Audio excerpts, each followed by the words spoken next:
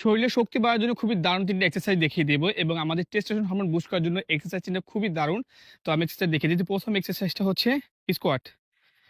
এরকম হাতটা রেখে এভাবে করবেন। ১, ২, ৩, ৪, ৫।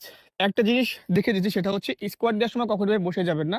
এভাবে ৯০ ডিগ্রিতে রাখবেন এবং উঠবেন এবং শ্বাস-প্রশ্বাস নেওয়ার চেষ্টা করবেন। আমি করেছি ৫ বার, এটা ১০ থেকে ১৫ বার করে চার্জ সেট করবেন। তারপর এক্সারসাইজটা লাঞ্জেস।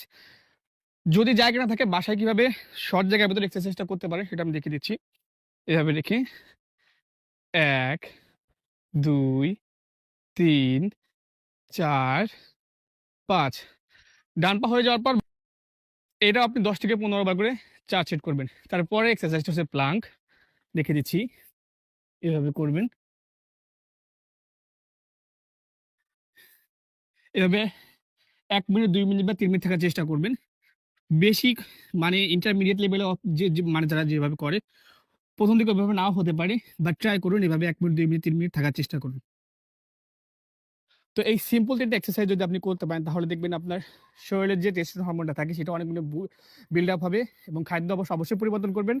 আর এক্সারসাইজ গুলো অবশ্যই যে ট্রাই করবেন ভালো লাগলে অন্যদের মধ্যে শেয়ার করবেন। ধন্যবাদ সকলকে।